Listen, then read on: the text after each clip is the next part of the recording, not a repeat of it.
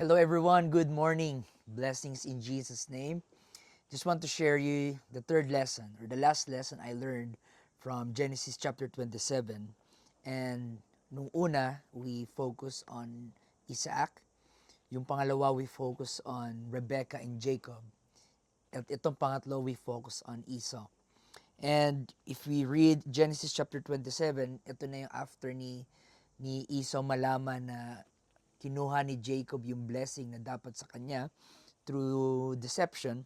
And when Esau heard the words of his father, he cried with a great and exceeding bitter cry, and said unto his father, Bless me, even me also, O my father.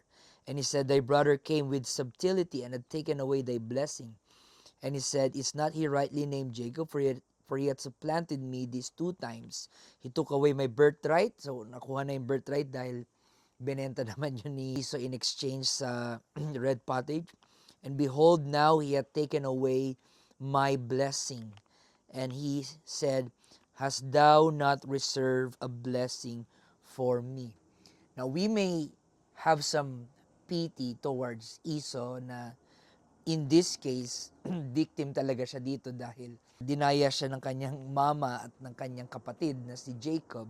Pero yung birthright, yung unang-una, kasalanan talaga ni Esau yun.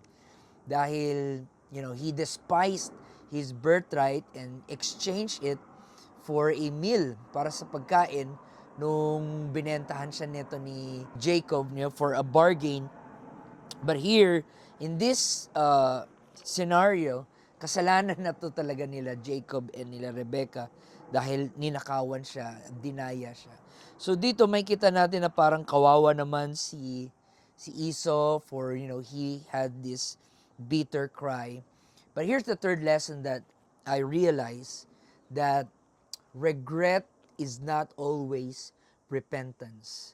Regret is not always repentance. Pwede kang magkaroon ng biggest regret in your life, but it doesn't mean that you truly repented. And how do I prove that? Now, you have to remember na una pa lang, itong ginawa ni Esau ay meron na siyang binigay na heartache sa kanyang parents. Going back in Genesis chapter 26, verse 34 to 35, and Esau was 40 years old when he took to wife Judith, the daughter of Beeri the Hittite, and Bashemat. Meron siyang dalawang asawa, the daughter of Elon the Hittite, which were a grief of mind unto Isaac and to Rebekah. So, nag-asawa si Esau ng Hittites, which is actually bawal talaga sa kanila gawin to. So, meron ng mga prior actions na ginawa si Esau na nag-cause ng heartache sa kanyang parents. Now, after niyang malaman na ninakaw ni Jacob yung blessing na dapat sa kanya, he has this bitter cry. Umiyak siya. And I believe he has this regret. Regret na pinabayaan niya yung birthright niya and yung blessing. Pero ang repentance kasi, hindi lang nakikita yan gaano ka umiyak. Nakikita yan after mong umiyak. Okay? Anong ginawa ng Esau? So what happened is, si Rebecca ay pinapunta na si Jacob doon in Genesis 27:46.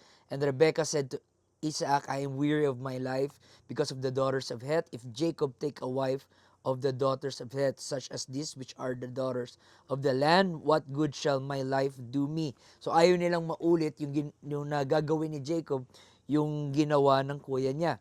So Genesis 28:1, and Isaac called Jacob and blessed him and charged him and said, Thou shalt not take a wife of the daughters of Canaan. Huwag ka mag-aasawa ng Canaanite. Arise, go to Padan Aram, to the house of Bethuel my mother's father, and take thee a wife from thence of the daughters of Laban, thy mother's brother. Yun ang instruction sa kanya. Instruction ni Isaac kay Jacob sa kanyang pag-alis. Now, verse 6, Genesis 28:6. And when Esau saw that Isaac had blessed Jacob and sent him away to Padan Aram to take him a wife from thence, and that as he blessed him, he gave him a charge, saying, Thou shalt not take a wife of the daughters of Canaan. Skip tayo, verse 8. And Esau, seeing that the daughters of Canaan pleased not Isaac his father, then went, ito ginawa ni Esau, then went Esau unto Ishmael and took unto the wives, kumuha naman siya asawa niya, which he had Mahalat, the daughter of Ishmael, Abraham's son. Now, although anak ni Abraham sa kay Ishmael, anak niya si Ishmael dahil kay Hagar, but still we consider na hindi part ng covenant itong mga Ishmaelites. At yun naman ang ginawa ni Esau. After niyang nag-asawa ng dalawang Hittite, after naman nun, ngayon naman nag-asawa naman siya ng labas sa covenant.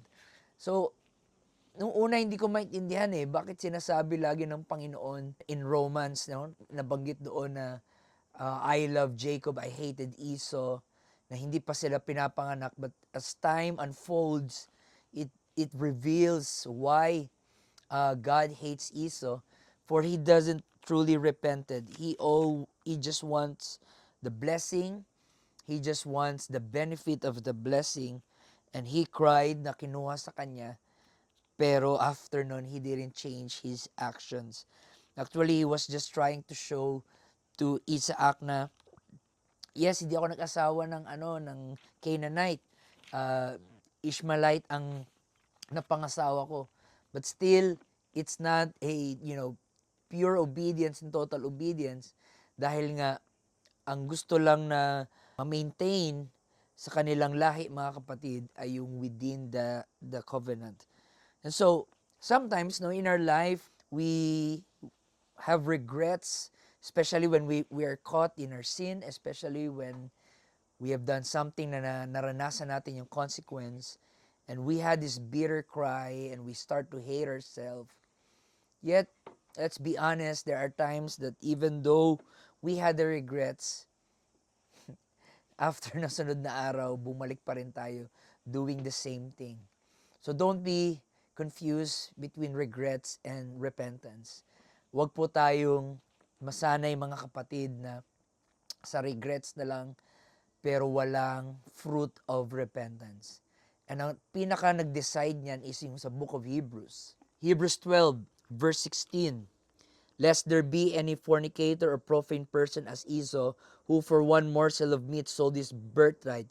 For ye know how that afterward, when he would have inherited the blessing, he was rejected. For he found no place of repentance, though he sought it carefully with tears. So pwede ka palang umiyak at umiyak, pero hindi pa rin nagre-repent. Pwede kang humagulgol dyan dahil nahuli ka, dahil natikman mo yung consequence, pero hindi ka pa rin nagre-repent. Mga kapatid, let's be serious. God is not mocked. Hindi po madideceive ang Panginoon. Hindi po madadaan ng Panginoon sa drama natin ng iyak-iyak. Although part ang pag-iyak sa repentance, pero hindi po yun ang pinaka definition ng repentance. Repentance is to change our mind. It is to change our ways. It is 180-degree turn. So mga kapatid, we are called, we are commanded not just to have regrets in our sin, but to repent of our sin. God bless.